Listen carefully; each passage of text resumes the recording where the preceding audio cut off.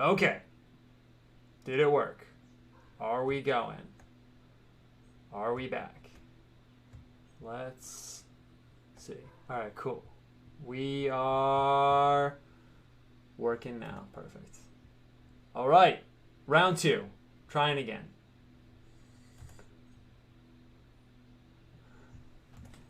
Trying again. All right, cool. Okay, let's do it again. We're 5 minutes delayed, but it's all good. I'm going to write the show up right now. Putting the link up. Let's do it. Okay, here we go. Nice, we're back. What's up, what's up? Okay, one sec. Stick with me. We're not going fully into Boomer Tech Hour, but I am just going to copy the link again, and then we're going to get this going. You're going to hear my voice again. It's so unprofessional. Boom. Working on artist time. I try and be early. I feel like I'm early most of the time. I know you're not like chastising me. It's just like me projecting onto your comment. All right.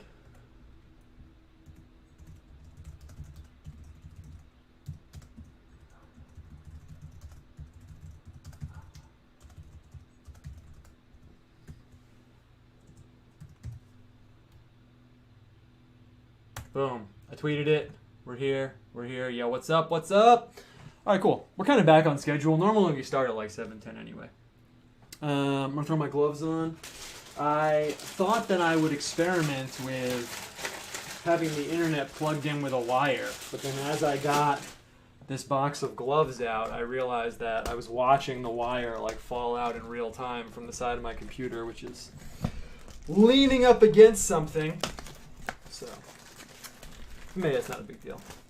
Anyway, what's going on with you guys? Let's do the pre-show. I'm doing good. We'll hang for like probably a little less than 5 minutes, like 4 minutes, and then we'll get this going. But yeah, it's been an interesting week, man. I've been taking in a lot of information, you know. Oh wow, these gloves are like different. They're a little bit nicer, a little bit fitting more nicely on my hands. Let's see, perfect. I've been taking in a lot of interesting stuff, honestly. I got kind of two different angles going on right now where I'm trying to pump the classical symbolism stuff up as I always am, but then also I've been doing a lot of reading on the 1800s stuff that I've had going also, so it's kind of interesting. I have like both angles going on at once. I'm interested to see how they meet up. In the comic that I did recently, I plugged some of the Civil War stuff in, and that was kind of cool. We talked about that last week, though. That's old news. I'm also posting the show on Telegram. I have a Telegram now, and I'm going to try using that, too. A bunch of people hit me up, and they were like, dude, this would be so convenient to keep up with your situation, so I'm using that. It's kind of nice. I mean, I have, like, notifications on for a few people on Telegram, and it's like... it sort of feels like they're texting me throughout the day. I mean, I guess that's kind of weird if you're like a super busy person that wouldn't like that. But, you know, like I'll get a little blip and I'm like, oh, this person that I'm interested in did something, which is kind of cool. But otherwise, I do have an interesting anecdote, I guess, for the pre-show. Not to just keep rambling on about my life, which is not what the show is about. I found this really, really tight document. So I just mentioned, you know, doing the 1800 stuff. I haven't really been hitting the Civil War, but I've been hitting like lead up to the Civil War. And my plan is like...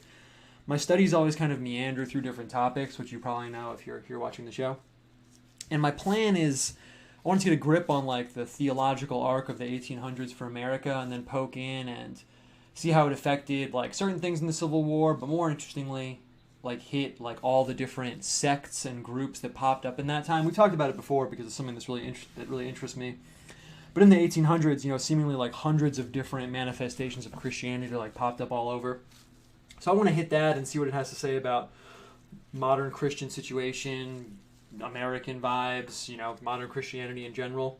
But along the way, I found this really tight document, and I don't know if the title is here. Yeah, it is. So you know me if you're here watching the show.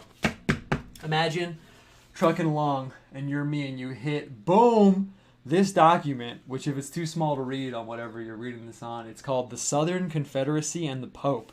And it was written in like the 1890s. And I saw this and I said, there's 100% chance that I'm reading this. I mean, how, like, literally, there's no way when I saw this. I thought there's 0% chance that I'm not going to read this right now. And it's really tight, actually. It's pretty cool because I knew a little bit about this. This is a pre-show pre-show little tale before we jump in. I'll pull the trigger in like 1 minute. But it was pretty tight because I knew a little bit about, I even saw someone tweet about it, just casually mentioning it, but they said something like, the Vatican was the only official country to recognize the Confederacy. They said something like that. I don't know if that's true or not. I didn't look into that in particular. But I had heard that. I didn't know exactly what the story was. It seemed kind of like, well, is that really true? I'm not knocking that person. I don't know exactly how they worded their tweet, so maybe they worded it more specifically. I'm just using it as a jumping off point. I don't even remember who it was, honestly. But I was like, it seems kind of interesting. Like, did the Vatican really recognize, like, the Confederacy? What's the deal with that? And this tells the whole tale of it. So eventually I'm going to do, I don't know if I'll do a comic on it that seems kind of, official and, historical, or I'll do a post about it. I'll do something about this because it's really cool. Long story short, what this guy was saying, the one who wrote this one article, I guess I have to read a few of them, but this guy was pitching it as by, the 1863, maybe 1864 time, the people in the Confederacy were like, all right, we need to get some diplomacy going on because maybe we're not. I don't know. This is what this guy is saying. Everyone's biased against the Confederacy. Maybe they should or shouldn't be. I try and be neutral when I'm doing my research. But this guy was saying that they were like, all right, we got to get some diplomacy going on. Maybe we're not going to win the war, just via brute strength. So they sent someone to Europe to go to the Vatican. And this guy actually got to the Vatican and got to meet the Pope. The Pope at the time was Pope Pius IX. And I think I mentioned this a few shows ago, but it's so interesting to imagine, such a strange historical sync-up. You're like, oh yeah, of course there was a pope during the Civil War, but for me personally, I never would have thought of those two things as syncing up in any way. So, yeah, so this guy went to the Vatican and actually had an audience with Pope Pius IX. And what a strange historical moment, right? What a trip to imagine this guy from Dixie. I don't know what he was wearing, but he's like a southern dude in the Vatican, in the office, and he's meeting with the Pope. And the Pope doesn't speak English, so they're getting it translated back and forth. And this document goes over the whole situation, and basically it's really interesting because after I tell this story, I'll launch the show, but I think it's pretty cool. Basically what happened, from what I can gather, is that the guy's talking to the Pope, and he's like, be really tight if you recognize the Confederacy, and maybe that would help smooth things out. And the Pope said, yeah, I sent these emissaries I sent a letter to a bishop in New York. I think it was in New York, maybe it was Philadelphia, and a bishop in New Orleans, saying I'd really like to do anything I can to help end the war, because this is really bad, obviously, but they never got back to me, or only one of them got back to me.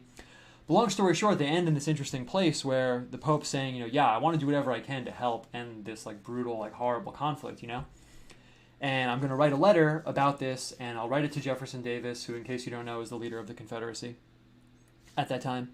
But I'll write the letter so that it can be published and for the masses, so everyone can go see it. So the guy from the South, who's the emissary to the Pope, writes back to the Confederacy and says, we got this. We got it locked in. The Pope's going to write this letter. He's going to recognize the Confederacy. This is going to have a huge ripple effect. There's also a subplot wherein a lot of the northern soldiers apparently were recruited wholesale from European countries. This guy says it's Ireland and places like that, but I thought it was more Germany. I actually saw a video. There's a really cool video of some of the last people who fought in the Civil War overlapped with the first videography. So there are videos of some people who fought in the Civil War. And they're Confederate soldiers, and they're talking, and they say, yeah, we went to this battle, and we fought with the Dutch, and we beat them. And the point is that he's calling them Dutch because they were all German soldiers. My point being that apparently huge patches of the northern soldiers were imported from Europe. So this guy is it's going to change their minds. They're sympathetic to the Pope more than we are, even, and there's a ton of Catholics in the north. This is going to change everything, man. And he finally gets to London, and they published the letter. It was written in Latin, so I don't even know if he read it. I guess, obviously, they translated it. But it didn't really have the effect that he wanted. And what this guy was latching onto was that the beginning of the letter said, Dear President Jefferson Davis of the Confederate States of America. And this guy, who was the emissary to the Pope, said, this means that he recognizes the Confederacy. That's it, game over. But I read the letter, it's very short. It really had more the tone of yeah, this is really bad, and I want to do anything possible to help end this conflict. It didn't really lock into siding one way or the other, which I guess obviously is what you would expect from a foreign head of state and then also a religion. So anyway, it was super interesting, and it was kind of just a trip for me to imagine this guy from the American South, in a suit, I would imagine, or something, sitting in the Vatican, translating back and forth with the Pope. Kind of a trip. Anyway, that was a good tale. Took a little longer than I thought. But we are going to jump in. Yeah, Prague said Jefferson Davis was going to convert in prison. I don't know if he did before he died.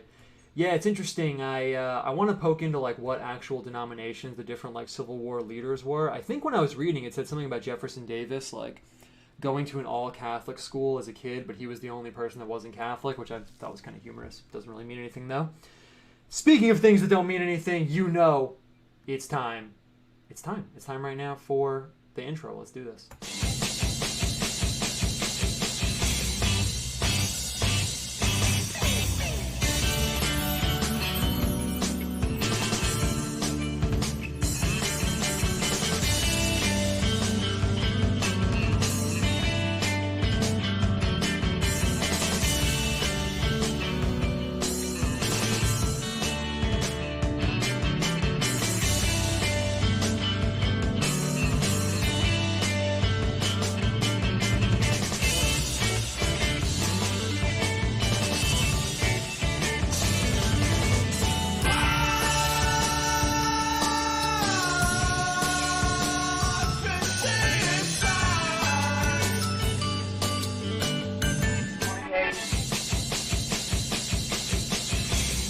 Damn, I pressed the down arrow, but I didn't mean to, but it's okay because I have something else I wanted to plug in the intro. I'm kind of ruining the surprise, but it's okay. Oh my god. Freaking Boomer Tech Hour.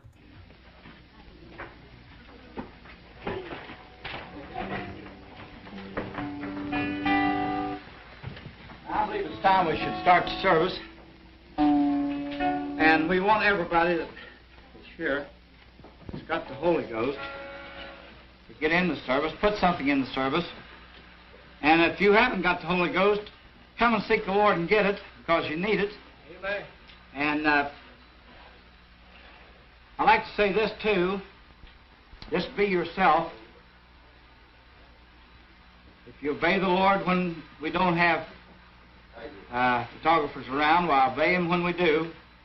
And just be yourself now. All right. All right. Here we are. What's going on, everybody? A little bit of a chaotic start, but you know, I'm kind of into it. If things go perfectly all the time, then what kind of painting show would that be? How's it going? If it's anyone's first time here, normally I have a little bit of a different intro, but I plugged that guy with his guitar. Why? Who knows why? You will find out momentarily. So I kind of want to just jump in, especially because we started a second late. I have a few more clips like that to play, and you will see why. You'll see why in a second. I think we're just going to jump right in right now. I had a few other things I wanted to mention, but I don't think we're going to do it. I'm just going to quickly plug this too in terms of what I've been up to. I framed the next batch of the rosary prints, and I think they look pretty awesome. I'm not going to lie. I went with this kind of like sunset fade. Maybe you saw this on Twitter, but people hit me up all the time, and they're like, oh, I'm on Twitter every day, but I didn't see this thing you posted. So now I'm kind of just plugging things all over. So if you already saw this 10 times, my bad. I'm not even really trying to sell it to you right now. I just think it looks awesome. It looks really good, right? I'm really proud of this one with the walnut frame. Anyway, that's what I got up to this weekend, framing and printing a bunch of pictures. But for now, it's time for the painting show. And a little bit of an intro tale. I want to look at something with you guys. So if you were here last week, you know, I was kind of plugging into the monster, Leviathan situation theme going on. And I was wondering if we were going to do that this week, if we were going to hit the Leviathan really hard. I was thinking about monsters, creatures, things like that. Part of the research I was doing for some behind-the-scenes stuff involved this really early text that has to do with animal symbolism, you know, even way pre-medieval times, where they thought, you know, sort of, I don't know if anyone's looked into like sort of older esoteric like biology stuff, like bestiaries of creatures people thought were real, but it's totally mixed together, descriptions of real creatures and fabulous creatures. It's all woven together. So you'll be reading about, you know, like a viper or something like an animal we're about to talk about, and in the description it'll say, yeah, and this animal, if it looks at plants, it can kill them. You know, so the magical and realistic is all woven together there. And as I was coming along, I hit a creature called the basilisk. And maybe some of you guys know what a basilisk is. We're going to look at one in just a second, but it comes up all over, all the way from like super ancient stuff to medieval stuff. A basilisk, functions as a few different things in terms of the spectrum of fabulous and real creatures. Sometimes it's just a giant snake. Sometimes it's the king of snakes. It's sort of the ultimate ruler snake. And sometimes, I'll actually just pull it up right now, I have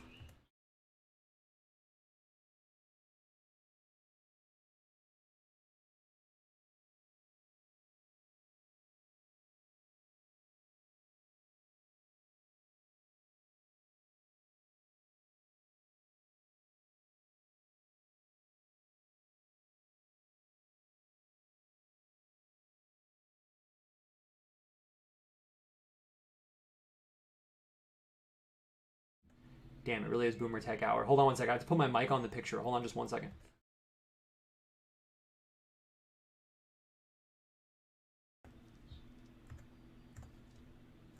Cool. You guys can hear me now. Perfect. All right, cool. So I got this picture here. This is from the south of France in the 1100s. And I pulled this up because it's a really great example of the medieval fantastic creatures.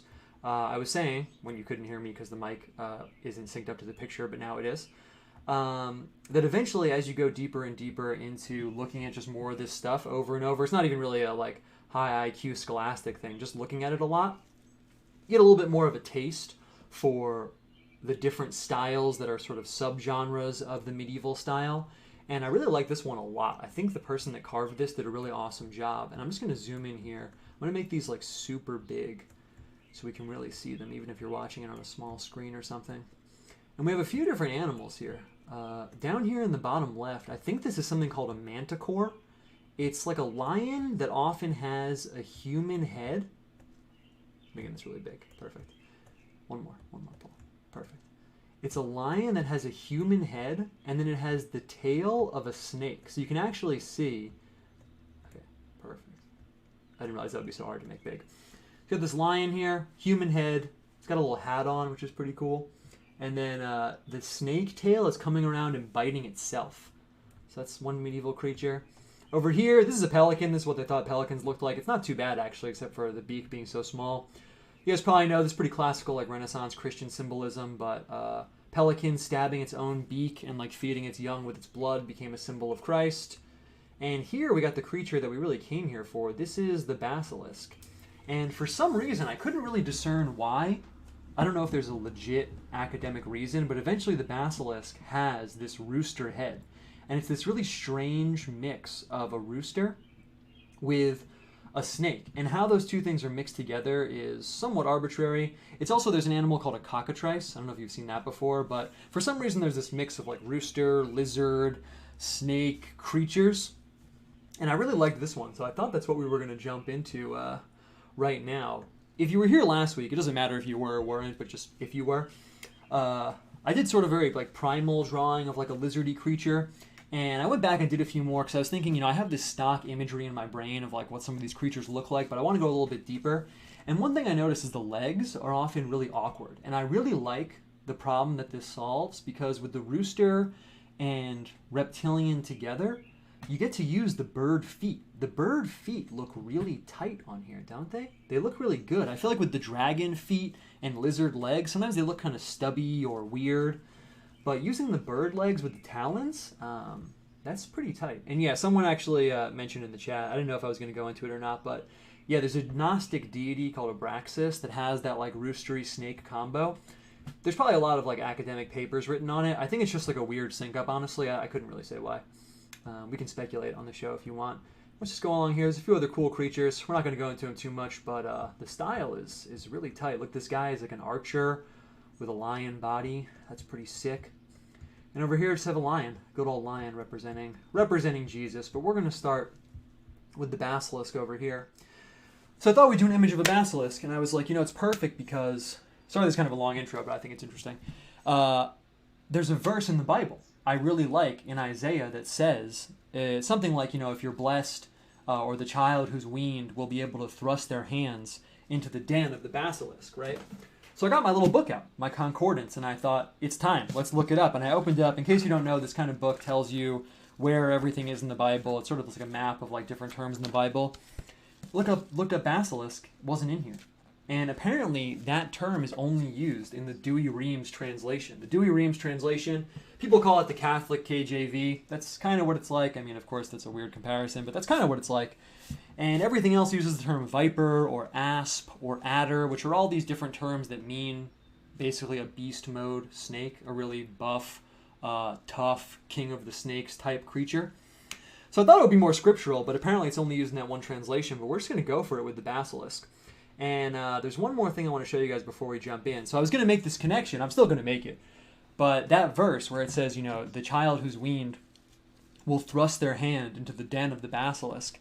As you may know, there's a few verses that talk about, you know, sort of the implication is like if you're blessed or if you have it going on in a biblical sense, snakes won't bite you. Maybe some of you guys know where I'm going with this. Perfect segue with the Confederacy. I got a whole theme going on here.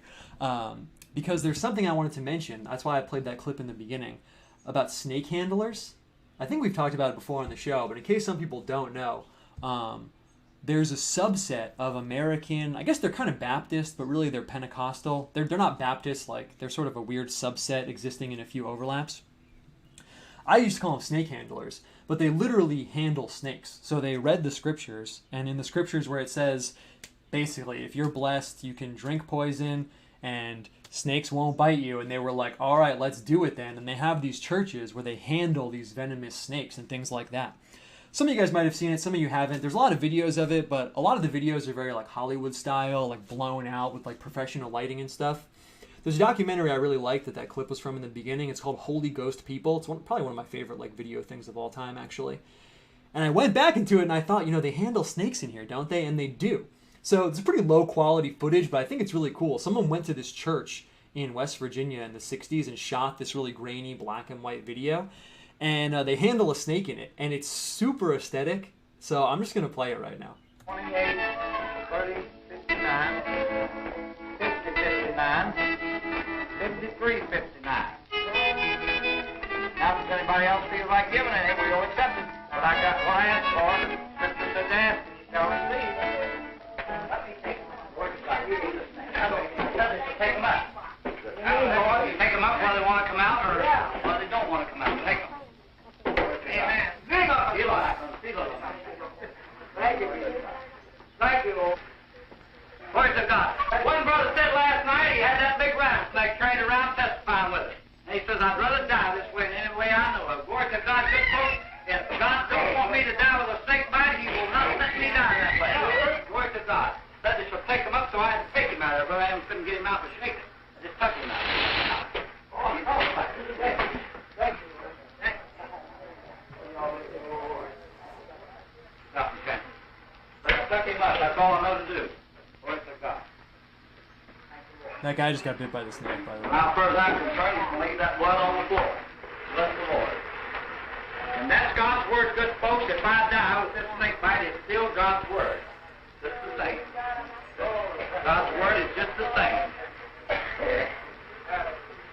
And you wonder why they bite. I don't know. I would like to know myself sometime. I'd just like to know why things happen the way it does. Thank the Lord. But it's God's word just the same. Good folks, whether we die by it or whether we live by it, it's still God's word.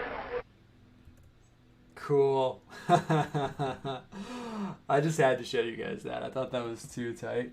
There's just something about that. I'm going to start laying out the picture right now so we can get going, but there's something about that kind of like way over the top, charismatic-y vibe that, you know, I really like it a lot. I wouldn't join a church like that, but there's something about it that I really, really, really like. Yeah, I'm going to play one more clip like that at the end. But if you want to watch that movie, you can watch it tonight. That's what you can get going on. It's really short. It's only an hour long. But it's called Holy Ghost People. And there's something very like captivating about it. I think it's because, like, for me personally, I was thinking a lot about it. I was like, why do I enjoy this so much? I think it's because I grew up around a lot of, like, not religious people. That there's something about, like, the normal person who gets so wrapped up. Not wrapped up. Sorry, that makes it sound like I'm, like, pathologizing it. Like, the normal person who really, really, really, truly just has, like, an immense amount of faith in Christianity like that. Even if you want to say like, oh well, you know, it's misdirected, like, you know, or it's kind of creepy or whatever. Like, I don't know if people have seen other charismatic stuff. They're the ones who like talk and speak in tongues and things like that. But I really think there is something about it that like they actually really believe it. You know, maybe it's because also I've dealt with a lot of like academic religious people in my life. That must be a factor. I'm gonna throw down a circle here so we can get this going. That really must be a factor, but you know, we haven't talked about that in a while either. But I used to be around so many academic religious people, or people who study religion like their whole lives, or study a religion for their whole life, and you know, you've been hanging out with them for a long time, and then eventually you're like, wait, do you even believe this? Do you even think this is real? And it's like a purely academic exercise for them. So I think maybe there's something about the total opposite of that. Someone who's like, yeah, I just go for it. I just really believe this stuff. And I really like the end of that clip there where he gets bit, and even then he's like, we don't know why they bite us. I would like to know why a lot of things happen, but I just do what I do, and I let God guide my actions. You know, so interesting. So I thought we could just jump in and I don't know, take something out of that whole vibe. The basilisk, the verse about like touching the basilisk. Maybe get a little bit of the hand touching snakes thing in. I'm not really sure. I thought we'd just kind of go for it. We've derailed my initial plan of like each show being very like academic and planned, because I was like, man, let's just wing it a little bit. And on the note of winging it, we're back to deciding what the line color is gonna be for the start of it. Let's start with a brown, like a really warm brown. I don't think we've used a brown as a line color in a little while. And when I'm thinking, so I had this plan for a picture. It's kind of been like cooking in my head for a while. Maybe we'll just take a stab at it right now. I think I drew something like this years ago, but I never did anything with it. But I was thinking, the reason I laid down this circle is, so it says, you know, thrusting their hand into the den of the basilisk. So I was thinking maybe we can have a little opening, you know, and it'll come down into like a den. And then we can have the basilisk down here, and it'll be like he's in this almost like rabbit hole, like a little den or something. Thought that could be cool. And we'll just start with the brown. I'm going to give him the full-on like rooster head. And I'm looking at this right here. It's a little light, isn't it, for our line color? We can go one of two ways in the beginning. If we choose a light line color, then the lines and the color of the image, you know, the big areas of color, then they're not going to be too divorced. It's going to be more like a painting. You know, you look at a painting, it's like a photograph of a scene, everything's like melded together. If we go with a really dark line color in the beginning, then it's going to be graphic. Then it's going to be way more on the other side of things, like black outlines, that kind of style. So it depends on how we want to go.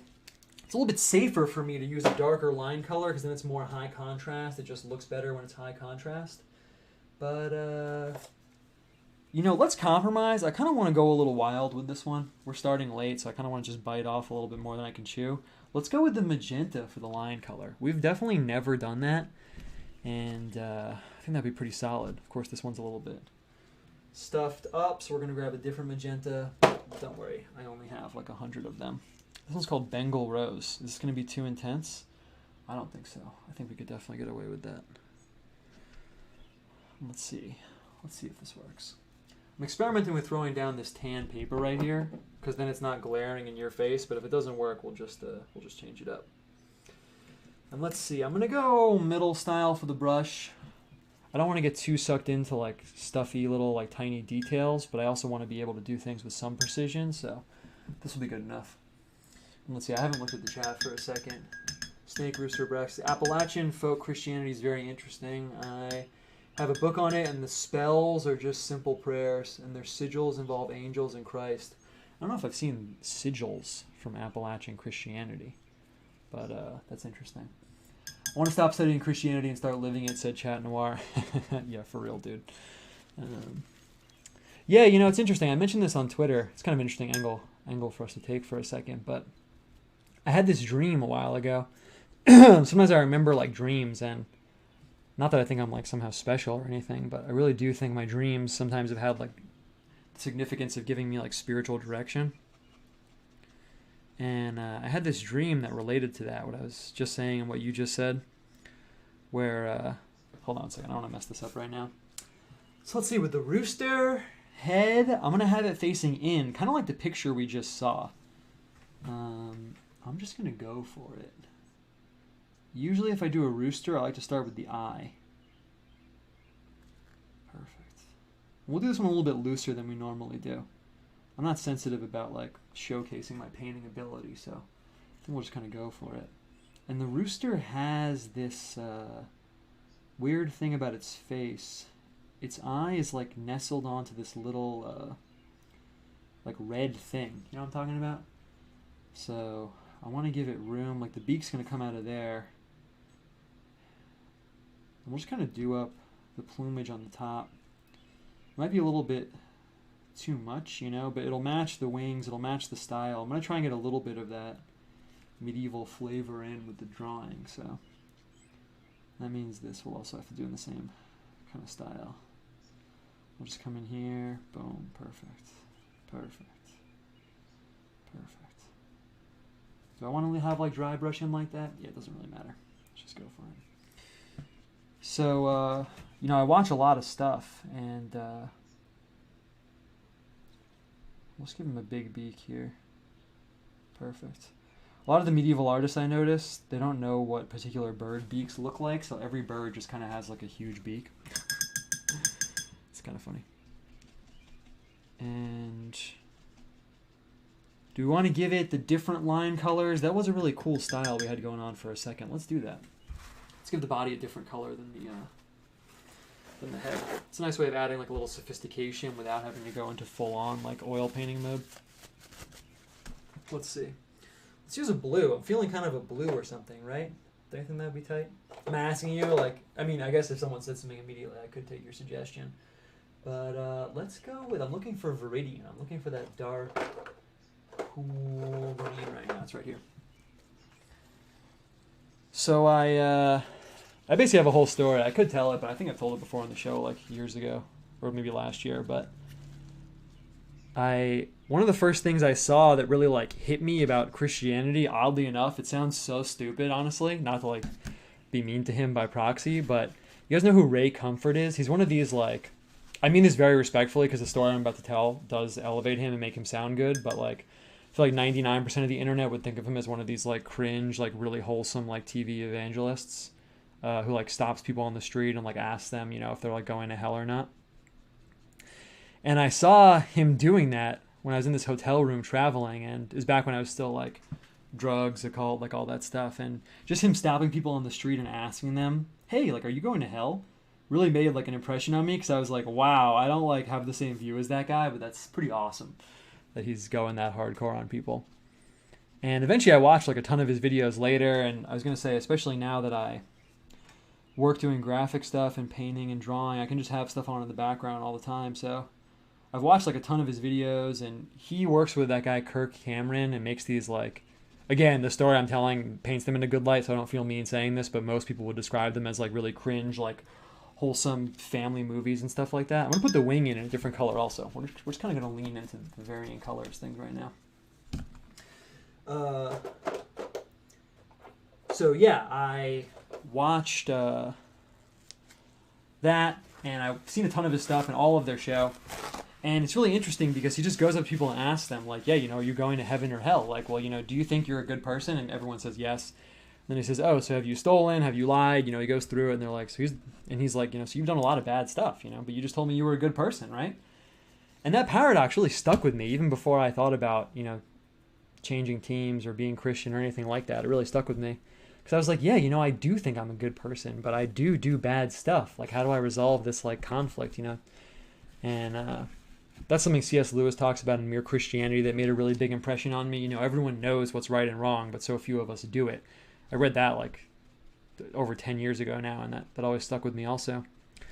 Anyway, the point is that, you know, I'm usually going hardcore on, like, classical theologians and all that stuff. I'm going to give him a wing, and I'm just going to go for it with the wing. I'm not really going to worry about how the snake tail is going to fit or anything like that. I guess I should worry about it, but I'm not going to.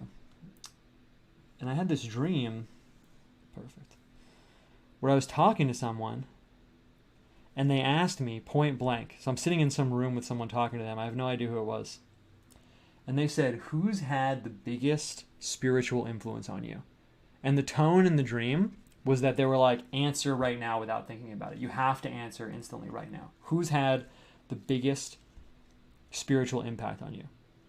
And I said Ray Comfort and those videos. And then I woke up, and it was early. It was too early for me to really get out of bed. And I was laying in bed and I thought, that's so strange that I said that. I was laying in bed and I thought, why did I say that? I would never in a million years, if you asked me that, if someone on the show asked me that right now, who's had the biggest spiritual influence on you, I would never say that. It's almost like the last person or thing I would ever think of in my life, you know? And I lay there for a while thinking about it. I thought, well, that's so strange that my mind just like cooked that up. And I thought about it for a long time. And I was like, you know, maybe that wasn't like totally random. Maybe there really is something about like the pure, non-intellectual faith and discussion of the gospel from this totally non-academic, not complicated, like, yo, it's literally just this setting that I think really did have like a huge impact on me. And it's interesting because someone in the chat said, you know, I want to start living Christianity and not just reading about it. And I think there's something to be said for that, for sure, right? You know. But that was a really weird dream. I think about that sometimes. So I'm just kind of throwing down like the shading in here. I'm actually gonna just even be a little bit bolder with the coloring. Let's just get some like real kind of watercolory look going on here. Perfect. Perfect. And yeah, I watched all the episodes of their show. It's called Way of the Master, and I had it on while I was working. And it was funny because there were times where I was watching it where I was like, am I watching this like because it's funny, or like why am I watching this, you know? But it's interesting, man. It's interesting. We never know what's going to have an impact on people and what isn't, you know? I want to just throw in the magenta here with the shading, but the rooster's, what do you call this? Plumage? It's not plumage, obviously. It's really red, but, you know, we're just going to go for it. Let's see, maybe we can tease out some of this. Cool. We'll just throw down this kind of base layer of pink, and what I should have done, yeah, that looks dope. Looks really dope. Is I should have had the red ready to go, which I didn't, but let's see if I can just quickly get this vermilion out right now. Boom. Perfect. Let's see if I can just throw down a little bit of this color in here and just kind of shade in the red. It's going to read the same color as the orange. They're actually not that far apart, the vermilion and this dark orange. In case anyone's really keeping score about the palette, this actually isn't cadmium orange. That's why they're so close together. I've only ever used cadmium orange on the show. This is a different color. It's called Orange Lake Deep. I never use it because it's a little redundant. And the thing about the lake colors, if you go to a painting store, and they have like classical pigments and high quality paints and stuff. Man, I really like this red and orange, red and pink right here. It's a really tight look. They'll have a bunch of colors called lake. They'll have lake right in the name, and you might wonder why that is. And the answer is it's because lake comes from, I think it's a Dutch word. It comes from some Central European language word that means transparent. And the lake colors are used as glazes, or at least they're just more transparent than something else. If I took the cadmium orange, it would go over like house paint. You can't see through that at all. It's totally opaque. But the orange lake, if I use it, you can see right through it. That doesn't benefit me very much, so I rarely do that. But let's see if I can pull out the pink here a little bit. Yeah. Yeah, this looks dope already. Nice. Okay, and same deal. I'm just going to come in. I guess I kind of have to decide. I like the varying colors thing that we have going on here. I'm wondering if the sap green is going to change up the color scheme too much, but I think we should just go for it. I kind of wish I had a bluish green. I never have wished that ever while painting, but I could mix one, but you know, we're not going to do that right now. Something about the bold purity of the pigments just as they are. We're not going to do that. Cool. And I'm going to have this snake coming around. I like the image of the snake on the tail. I got to give it enough room. Perfect. To come around all the way. Nice. Naturally, I would have probably had it loop in a different way, but I just wanted to make sure that I cleared this wing and got myself enough room to not be in like a sticky situation. Same deal here. I'm deciding where to put the tail. If I put it all the way over here, right, then I have to deal with it underneath. I'm not sure how I want to play that. I want to leave it up in the air. So I'm going to put the connector right here. That means that I could come down and put in the tail if I want to, if it's looking weird, or I could just shade all this in green and throw in some scales. So I'm going to put it right here and give myself that option, just so you know what I'm thinking. It means the tail's a little bit wider than it normally would be, but who cares? Who cares, really? And I could change colors again, but I'm not going to. I wonder if I could use this yellow to maybe lighten this green up a little bit. But I'm not going to. I don't want to make it too low contrast. I have a little bit of a decision here how I want to paint the snake's head in. I always go for the same thing with like the teeth and the mouth open. I want to change that up a little bit. If we're really just flying by the seat of our pants, what a lame phrase. I'm going to change it up a little bit. Still got to put in a tooth though, obviously. Put in a few, that looks pretty cool. I'm not going to go with the open mouth that I always use, like literally every time. Alright, this is looking pretty dope. Let's keep it moving. I like the 60 miles an hour vibe we have going on right now. RKD said the red thing on our chicken's called a comb. Yeah, you're right, actually it is. Nice. And let's see, maybe I can just come in here. The green is already dried quite a bit. But let's see, I really want to get a nice fade here and then come over it and paint in the scales. And if I get some of the pink, if I get some of the red, it's not a big deal. I should get a bigger brush, but I'm not going to. Let's pretend it's you at home and you only have one brush. Let's see if we can make it work. I'm just going to come in here with the green. I'm entering a little bit more of a graphic space. I'm not thinking about, you know, the logistics of how this animal is constructed or anything like that. I'm kind of just going for it. You know, like this area over here, I'm using it graphically instead of like 3D oil painty, if that makes sense. Come up here. Let's get some of the orange out. Let's get some of these colors. You always have the instinct of, you know, I really don't want these colors to bleed out and like mix with each other, but that's actually kind of what makes it look cool. Get some of this green. So I'm just wetting it. These pigments, if you re-wet them, they'll, see, like I almost picked up this whole line right here. They'll release themselves again. The binder in them is water soluble. So they'll just, see, they'll just give it right up. They'll just give it back to you. Perfect. Perfect. Nice.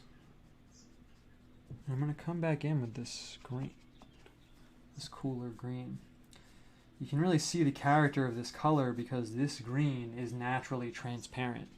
So in my mind, I'm like, oh, come on, get thicker, and I'm trying to add it and bunch it up, but that's not what it does. Each pigment has its own character, and you can't fight it. You have to accept it.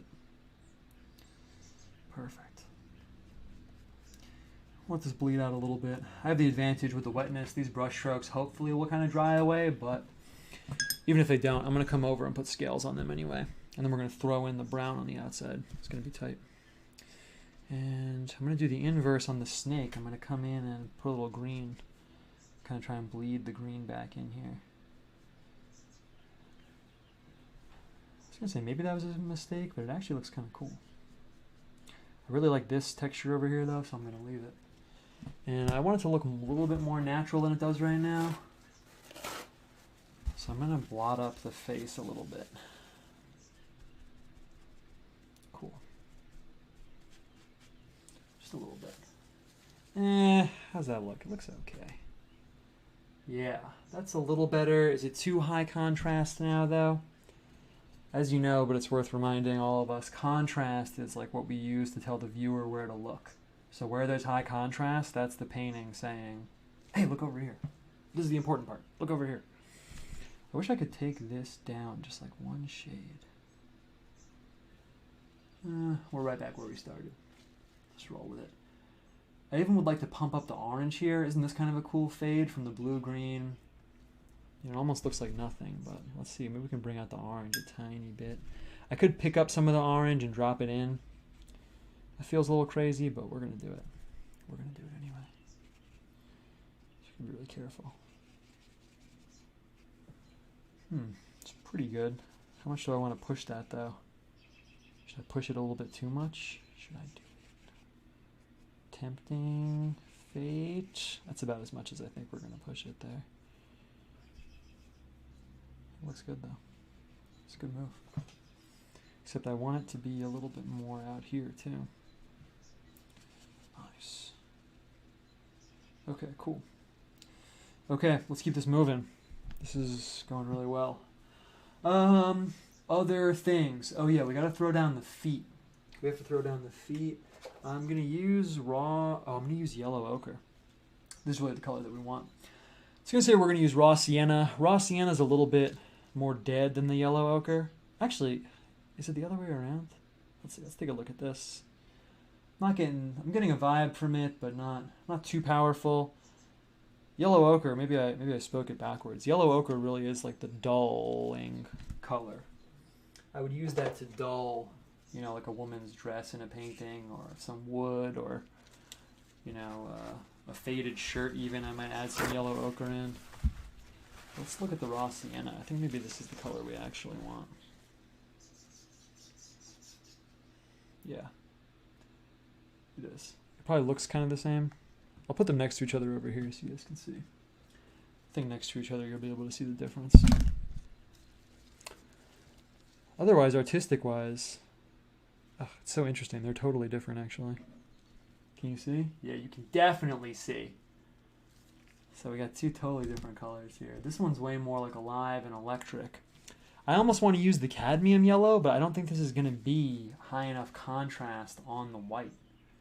We're back to working on, this is the real color that it would be, Let's go with the brown. Let's go with the brown. And then we'll throw some of this color in. Paint on it. We'll throw some of this color in. Perfect. Nice. And there's some stuff about the basilisk's vision that's written, so maybe we'll do something cool with the eye. Some people say it can kill things just by looking at them. We talked about that for a second, but it might be cool to incorporate. I'm going to throw the legs back, maybe a little bit too far. Just want to make sure they're not too close up. Perfect. And let's go with this kind of leg. Almost like a fork. Look at those big talons coming down. Boom. Boom. And we'll get one in the back, and I'm going to make it like a hook. There we go. Perfect. Yeah. Okay, that looks pretty good, but it needs to be a little bit thicker. Nice. And I got to get the other one in. I kind of don't want to. I really understand medieval artists, like, just doing whatever they wanted a lot more now, because I'm looking at it and I'm like, I really don't want to put the back leg in, but I guess I have to. Perfect. Cool. Nice. Great. Otherwise, I was doing a good amount of like animal symbolism research again. It's kind of that time in my artistic, cycle. The cycles don't fit up with the years, but every now and then I have to like dive back in and just like revamp the symbolism situation. We mentioned a lot on the show because on the show I'm usually going off the cuff. I'm usually going off of just what's like pouring out of my mind, And you can imagine maybe if you play an instrument or something, if you're just noodling around on the guitar, eventually you're going to do the same like 25 things over and over, right? I'm certainly not noodling around here, but the analogy applies. So every now and then I kind of take out all the symbolism books. Man, this texture is dope. It's really good. It's perfect for this. I think we might even end up using the circle on the outside and then throwing down brown dirt. Like maybe we're in the den, I kind of want to give him a dark halo. He's like an evil creature. We could do it with black. That would be an extremely powerful maneuver. We might do that. Let's just do it. Let's just do it. Let's just keep the train moving. But yeah, I was diving back in and I was looking at symbols I don't normally use. You know, you can imagine, especially if you look at my art a lot, which if you do, thank you, that, you know, there's things I use, things I don't use. I was going along, I saw bear. I was looking at one of these books, it was talking about bears, and I was like, yeah, bear, I don't really use that in my art. Like, how could I incorporate that in? What does it make sense in, like, the framework that I'm building? I was looking at this list I made last time. So off to the side of my desk, I recommend doing this if you're like a creative person. At least it suits my style. I'm just going to come in with the circle here. Oh, dude, got the fade on the back. It's perfect.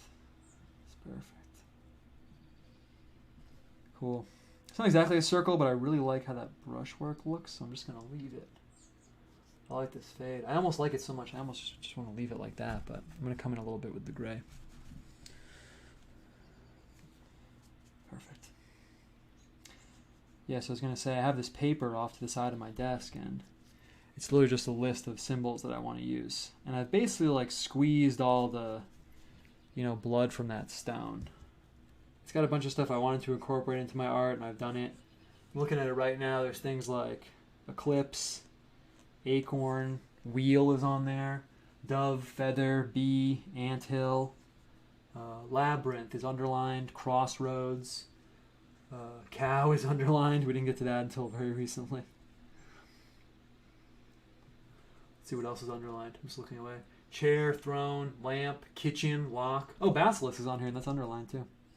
So anyway, I have a whole sort of like write-up of themes to poke into, and sometimes when I'm sitting at my desk and I have no idea what to do, I'll just look over at it and be like, oh yeah, like anthill. I was meaning to do something with that. And it's time for a new list. I must have made this like early last year, actually probably the year before. Let's get some of this pink in the black. That looks so good. Yeah, perfect. Look at that. So tight. Let's just get the pink out there. We'll keep it on one side. Can we get the green out here? Probably not. Probably not. But we can actually grab some green and just throw it in here like this. We can cheat. Cool. So yeah, I was looking at bear. It's interesting now too because I'm working within like a fully Christian context, which I like, obviously. I shouldn't say I'm working in it. It makes it sound like I'm forcing it, but that's the framework. That's become the framework. So certain things like a bear is a perfect example, really, because in the Bible there is a bear. It comes to like kill these kids. So it becomes kind of a negative symbol. Then there's a saint. I'm just gonna throw in a big red eye on the snake right here. Perfect. Perfect. There's a saint, and she was, in some stories she was killed by a bear, right? But in other stories she's thrown in the Colosseum and she's wounded and a bear licks her wounds and heals her. So it's like, okay, how do people know which one I'm doing, you know? So it's kind of interesting, like playing around with that. Even the snake, I was reading this book today and it gave a really positive symbolism for the snake. And I was like, okay, well, I can't really use that though, right? Because naturally, of course, logically, everyone's going to see a snake and assume it's a negative symbol because that's pretty much the preeminent negative symbol in Christianity. What are you going to do? Okay, I'm wondering a few things right now. I'm wondering about the eye of the basilisk. I was going to make its eye yellow. I really hate using yellow eyes for reasons that longtime viewers of the show may know. I also just think it's a weird symbolism thing. It's like, is it sick? Is it jaundice? Like, you don't want to get that in there. So maybe we'll have like a beam or something coming out of the eye.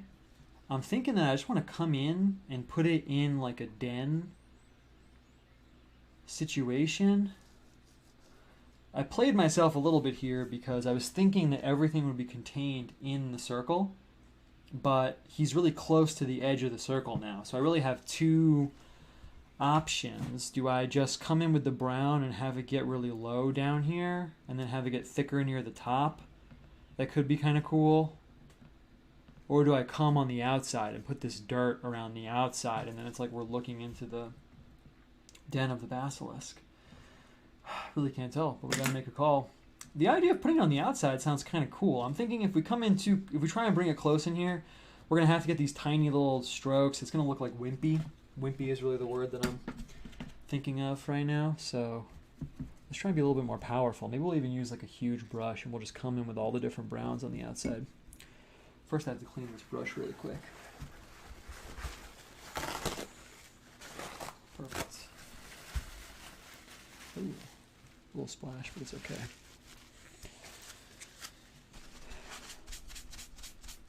Perfect. So yeah, I was thinking about the bear. And there's lots of medieval stories about animals and like what they do that then gets incorporated into their symbolism that I think is cool. Like for the bear, there's a story. You get the story with a lot of different animals, actually. I'm going to grab all the browns and put them out here while I'm talking. With the bear, there's a story that when the bear cub is born, it is totally formless. It's like a lump. And then the bear mother licks the formless cub into a bear shape. It's almost like the bear cub is like this lump of like dead clay. And then the bear mother licks it and sculpts it into the shape of a bear. It's obviously pretty cool. So in something I was reading, it said that that makes it then symbolic of like how Christianity like reforms people, and how you're born in this like lumpen state and then you're like formed into this like different, more cohesive person. Obviously that's pretty cool. Throw the burnt umber down here. So I'm getting all the browns out over here. And we're just gonna go for it. And Leo asked, are you going to have a hand reaching into the den? Yeah, dude. Of course I am. Of course we're going to do that. Damn, I really can't get this burnt umber open. And I would let it go, but this is really the color that I wanted the most. Should I let it go? No. I persisted and was rewarded. So by the way, since it is the painting show, and normally, man, this paper was a really good call. You can really see the colors so much better than you normally can. You can see the 4 browns here perfectly. We have burnt sienna, we have raw sienna, we have raw umber, and we have burnt umber. And you can see, we've never had them all out together actually, probably, at least so you can see them. The 2 burnt colors are more red, burnt like a fire, so they're more red. And then the 2 raw colors up top are more yellow. Raw like an egg yolk, so they're more yellow. That's how you can remember that. I'm just going to clear away some of this stuff so we can be working successfully. My garbage can's really far away. Sorry, one sec. So I'm just going to come in with the browns, but you can see actually that you really need all 4 browns. People ask me sometimes, they're like, what's the minimum colors I can get? I really don't want to get too many colors. But you can see they're all totally different. It sounds excessive to have 4 different browns, but you actually need them. Okay, I'm going to wet the page first. So I'm going to come around and just wet this a little bit. I'm torn between keeping it as a ring versus, you know, just kind of going for it and splashing out the whole page, but let's just see what happens. It's been kind of a quick, not quick, but you know, we're moving at a good pace. This is kind of the pace and feel I normally want for the show, actually. I'm just going to go for it intuitively in terms of this order. I want to get the burnt sienna out here. Oh, such a good color. Such a good color. I used to do paintings, and then I would take this color and I would put it as a glaze over the top of the painting, and you get a really good effect. It makes it look like it's like 300 years old. I know I'm dripping it around, but it's not a big deal. It actually will look kind of cool. Dry this up. It's like the antique color almost in a way. You can imagine putting like a varnish of that over a piece of furniture. It would look way older. Let's come in with this over here. I don't want it to be just straight blurry. I really kind of want it to be a little bit chunkier in terms of the brush strokes than it's probably going to be. So I might have to adjust my plan a little bit, but we'll see. We'll see how it goes. Maybe I will just come in with the dark brown. You know, actually, I know what I'm going to do. I just realized what the answer is. I'm going to come in with all the colors, and then I'm going to dry it up. So right now, it's going to look a little crazy for a second. But then I'm going to come in with the paper towel and dry it up. So we'll get like the ghost of this. Because this is a little bit too high contrast. But I think that if we do this, we'll get the effect that we want. Yeah, perfect.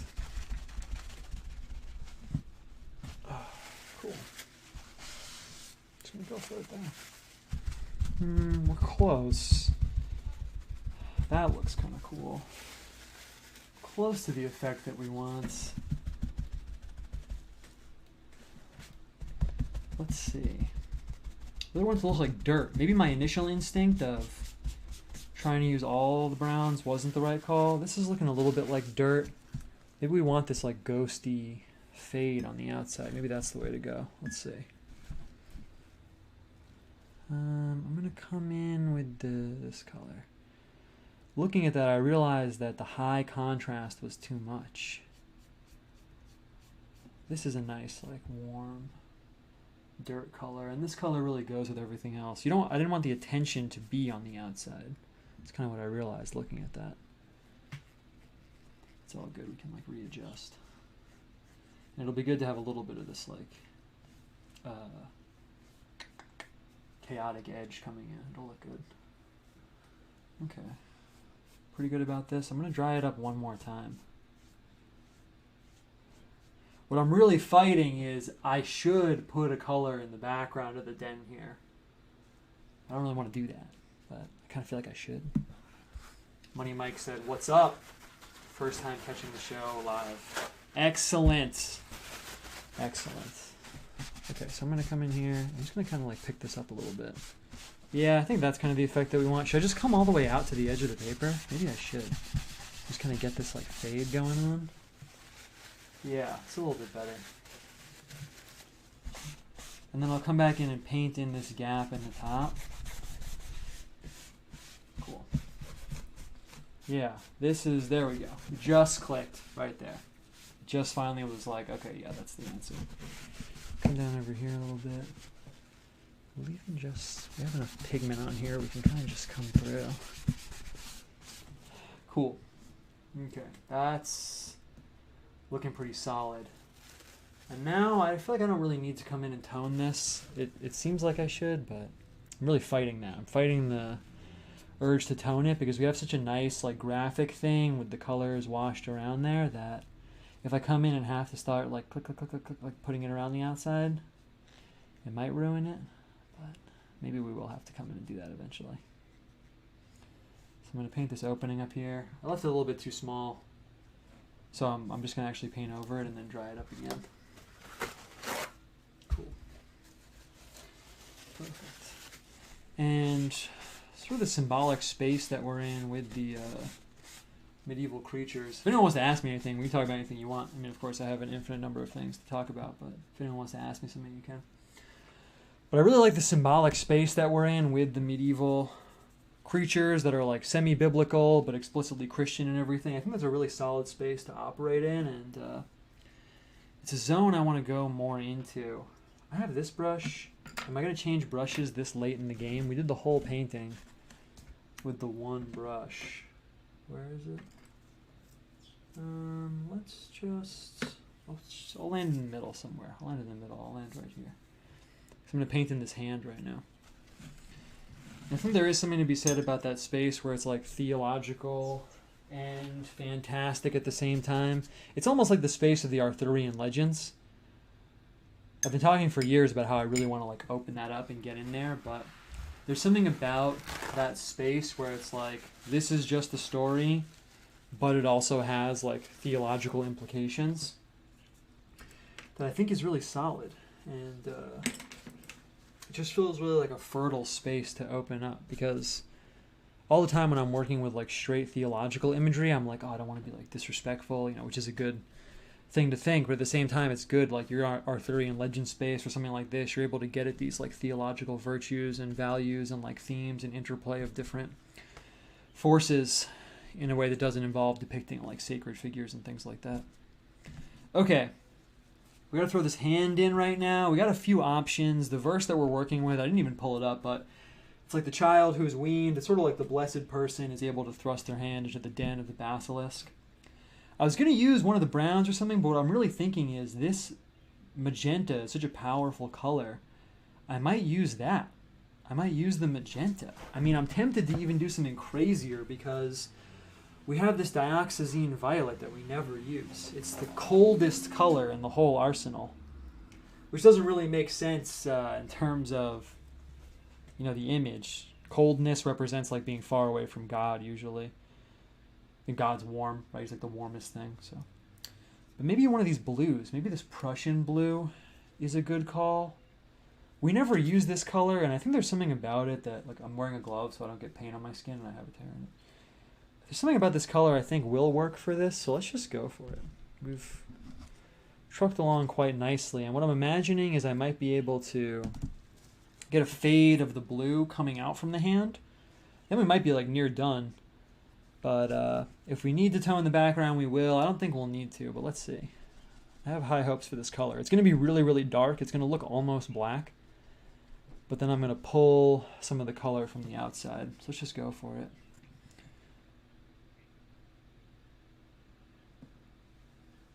Come in here. Perfect. I want to land like halfway between straight graphic and not. Let's see, we'll just throw it in like this. I'm just going to kind of go for it naturally. Perfect. Boom. We'll come out a little bit. The birds came out for the end of the picture. I usually make these kind of hands a little bit too big, but it's okay. Perfect.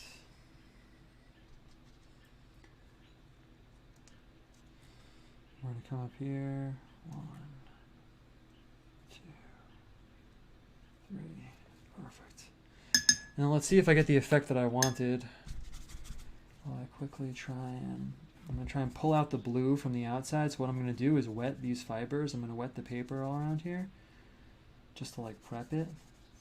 And then I'm going to come in. I'm going swiftly because as the paint dries, I'm going to get less and less of the effect I want. In fact, it's already pretty dry. Oh, shit.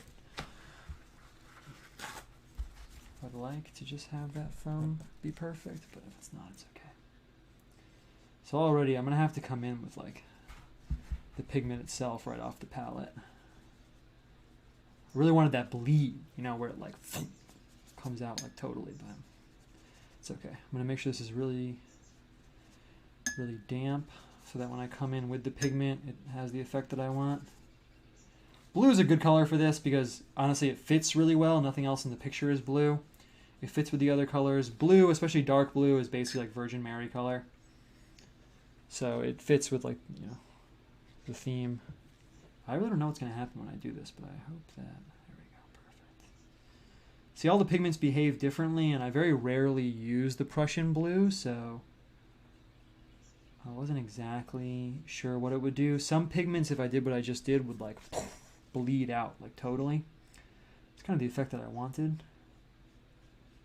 But I'm going to have to do it myself a little bit. I'm going to have to like bring this out a little bit.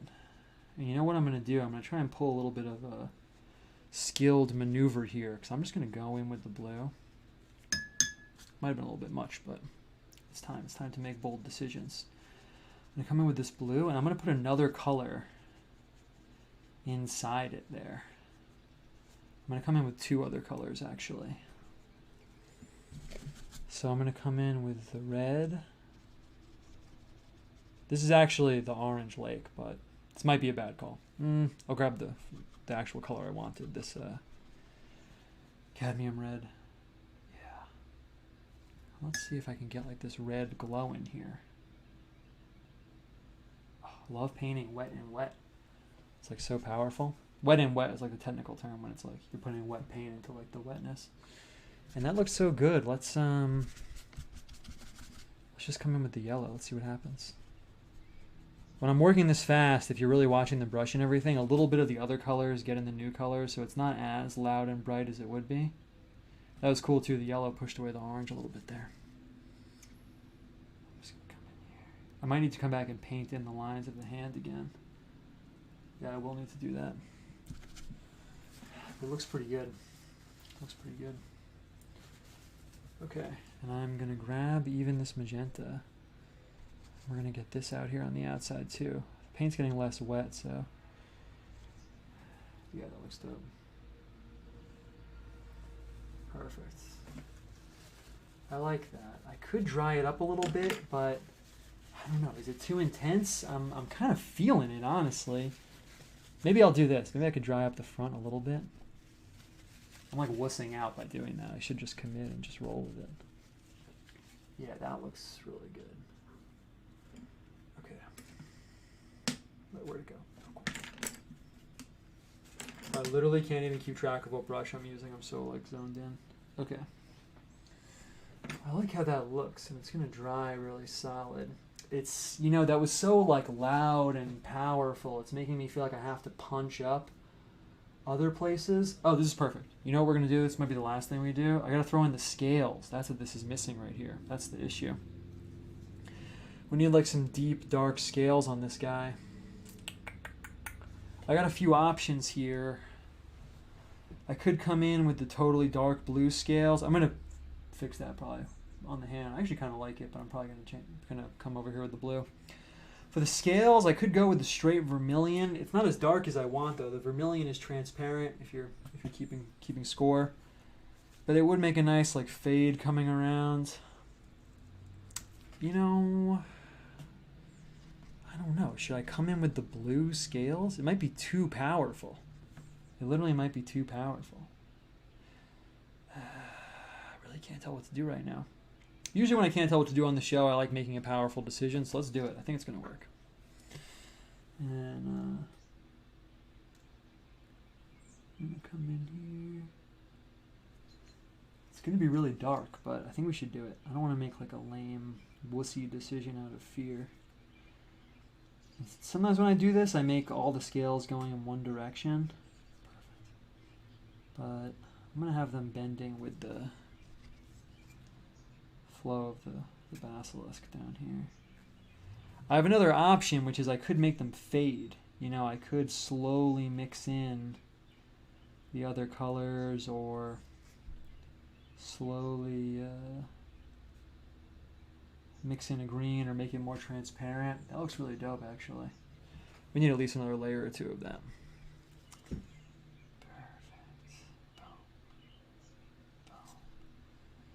I might even come back and put one more layer of pattern on the scales because it does look really tight. Nice. And maybe we can get it to naturally like get more transparent as we go. You can see it's already lightening up a little bit. Do we want that effect though? Let's see. Nice. Don't want it to get too transparent. You can see we already have quite a fade going on here. And I thought I would just suddenly change color when we got onto the green, the other snake over here, but maybe we'll just roll with the fade. In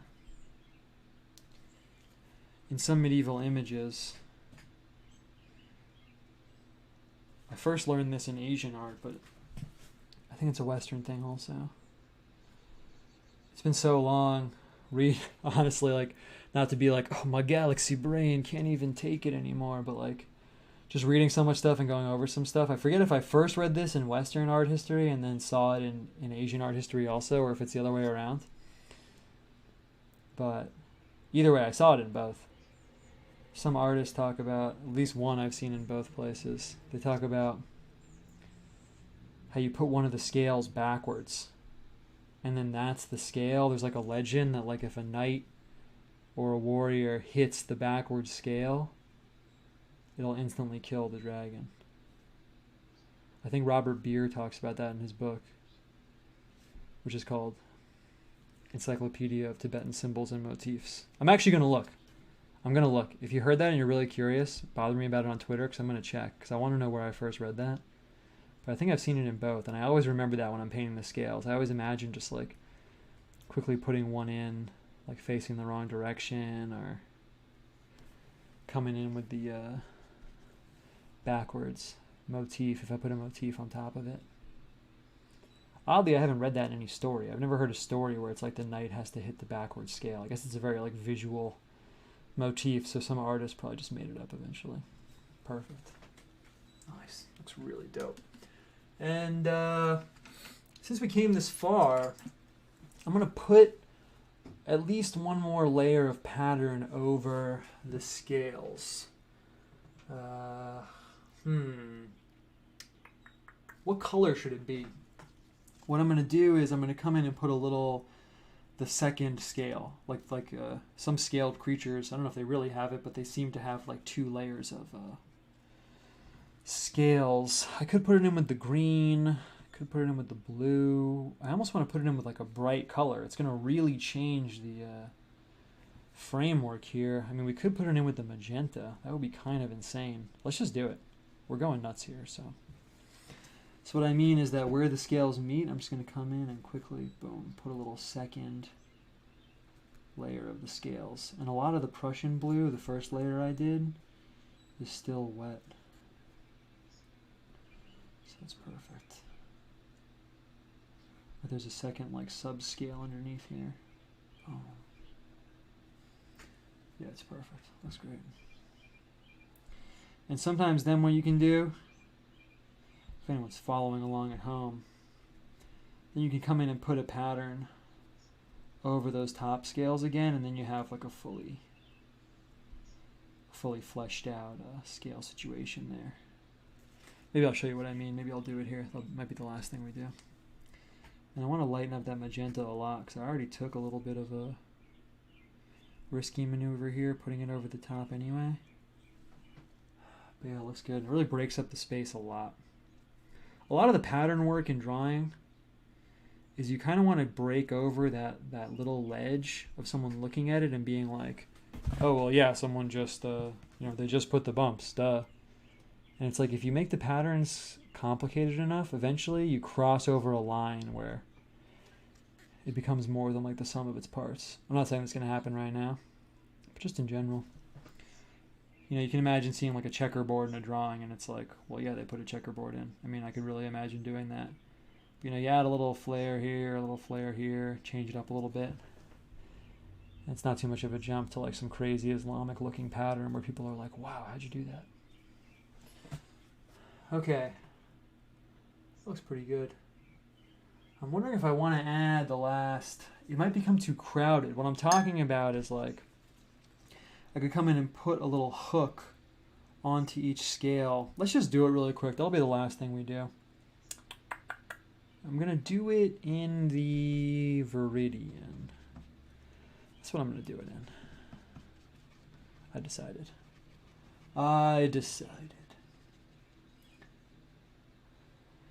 Okay.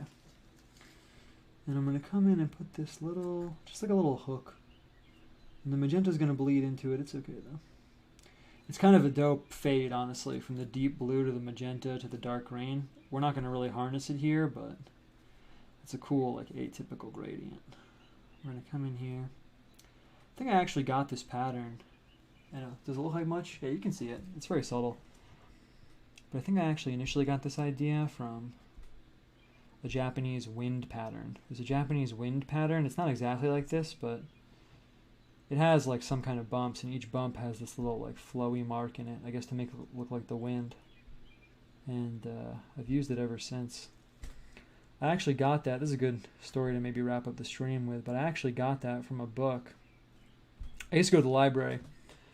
I like throwing things out there, in case anyone's getting their own creative situation going, Not that you would do the exact same thing as me, but maybe something I did would give you an idea that'll help you advance your own situation. But I used to go to the library and just wander around and look at random books about art topics. And I would intentionally kind of like find things and be like, oh yeah, I never would look at that. Let's check what's in there, And one of the best books I ever found like that, I think I told this story way back on the early stream, but it was a book of Japanese kimono patterns. It was a fashion book about Japanese kimonos. And the patterns were just insane, man. It really had a profound effect on me. And it's so funny because, like, on the one hand, kind of makes sense. You're like, yeah, Owen likes Asian art and Japanese stuff, or I used to be really into it. Kind of makes sense. But at the same time, a book of like 1930s, like kimono patterns is kind of like one of the last things I'd expect myself to get into. And it really had a huge effect on me. So the moral of the story is you're probably often going to find big inspirational stuff in places that you wouldn't normally expect. Okay, I'm looking at this right now. I think we're good on this, honestly. It looks really tight. I'm going to look away for a second and look back. I do think we're done with it. Is the eye perfect white, or do we need to add something there? It's calling my attention. I initially thought maybe we'd put some beam like coming out of the eye, but I really don't want to do that. I like the flavor we have going on. I'm like 99% sure we're done. I think we're done with this. I'm going to look at the chat for a second. I'm going to look away, and then I'm going to look back. You got to look away for a second. I also got to move this stuff so we can really see what's going on. But Leo said, oh, it's Lao. My bad, dude. Maybe you're a girl, but it says Lao. I thought it was Leo. What does the donut mean in your intro? I'm super, super curious about it. That's funny. I thought the parallel between the OPHANIM and the donut was like really awesome. I probably thought it was like way more clever than it is, honestly, when I first drew it a really long time ago.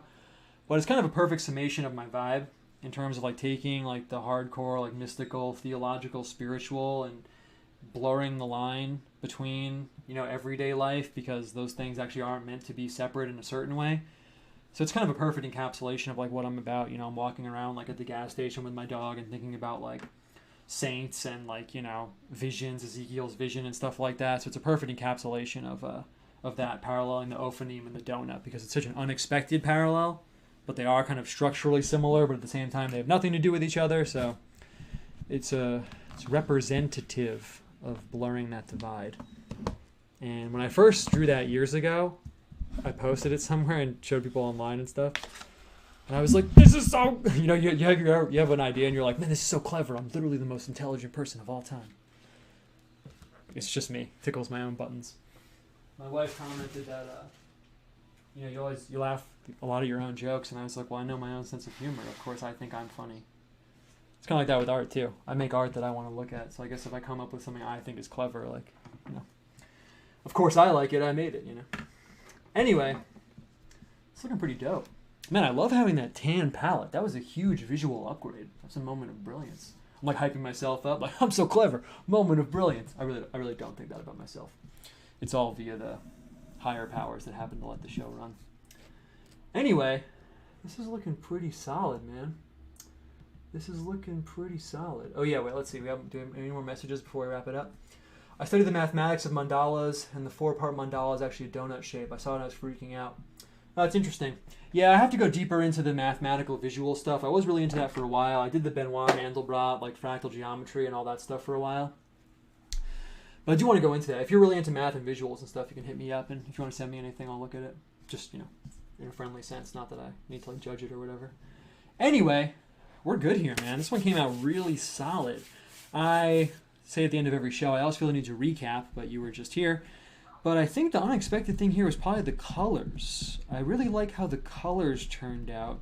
As the show's been progressing, we worked the magenta in more, but that was such a good starter. This really is how the magenta functions in my palette, actually, because I have the medieval color situation going on by virtue of using the classical pigments and how I'm like conceptualizing them. But the magenta just sings out as not being a part of that realm, and then the medieval imagery kind of. So I'm going to say this is a successful one. I'm going to say this is successful. I really like it. Thanks for hanging out. And guess what? I always say we need an outro. I have a surprise outro. I'm going to scroll down. So anyway, that's the stream. Thanks for coming through. I really love doing this. Thanks for hanging out. It's really a pleasure hanging out with you guys. It's an honor that people come through and check out the vibe. As usual, I have a bunch of stuff going down. I got the rosary prints if you want to check that out. But I have a lot of stuff coming out of the studio, so, you know, just stay tuned. And it's all happening at the speed it's happening at. And thanks for being a part of it. Anyway, though, I have a surprise outro. It's kind of long, but it's fine. So I took a clip from that movie. It's called Holy Ghost People that we watched in the beginning. Remember we started with the whole snake handler thing? And there's this song in the middle, and I was going to just clip the song. You know, you almost can't even understand it because the microphone, I guess, is so old. It's from the 60s. But just the video with something about the movie is so Kino. I never used the word Kino in my life until I realized it applies to this movie for me. With like the grainy footage and the blacks, you know, the color black. I don't know if there's black people, but I mean the color black, the thick blacks, like the shadows over people's faces. And it's almost like the film is blown out, but in the opposite sense. People's faces are like enveloped in these huge shadows. It's all about this like hardcore, charismatic, like Appalachian Christianity. So I took a clip from it. I was going to clip just the song, but some guy said something cool beforehand. So that's going to be the outro. There's nothing after that, so if you want to turn it off or just let it fade out aesthetically in your home, that's the tale. But thanks for coming through, to another week of the painting show, and I will catch you guys on the internet where we all hang out together. See you later. Some people got so mighty good, and they think there's so much that they think it's a disgrace to touch a servant. I don't want to be highly esteemed among men. I'd rather be just what I am, glory be to God, than I would to be some great big thing highly esteemed among men that don't amount to nothing. I believe it and I'll say amen to it. And I don't think that anyone has to say any amen for what I say, but I do think you ought to say it for the glory of God if you're that be what you are. Thank you. Now, there's a lot of people wouldn't like this testimony I have, but I don't care whether they like it or not. Hallelujah. Thank you. Amen. I won't ask you to pray for me. If you want to pray for me, that's all right. Glory be to God. Maybe it takes all your time to pray for yourself. Praise God, but if you want to pray for me, I appreciate it. Anybody. Holy Ghost, if you ain't got the Holy Ghost, pray for me anyway. Glory to God if you want to. Hallelujah. If you don't want to, you don't have to. Hallelujah. Praise the Lord. Thank you, Jesus. I sometimes think I need a lot of it. Glory be to God. I hope He has mercy on me and saves me. Bless His sweet name. So that's why I live and do the way I do, because that's the way I believe. Praise God. You know, I'd hate to think that a man didn't have liberty to say what he wanted to say, to be what he wanted to be, or someone try to make him do what he wanted him to do. I'll tell you, they have a hard time making me do it. I'd stay home before I'd do it. Before I would obey some people, I'd stay home. Actually, I would. I'd stay home before I'd obey some people. Praise God, I believe in them what God said. Yeah. Bless His sweet name. Thank you, Jesus.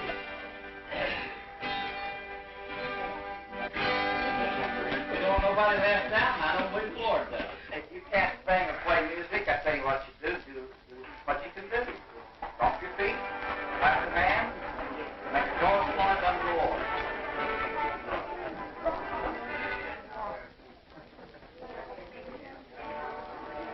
Bless you.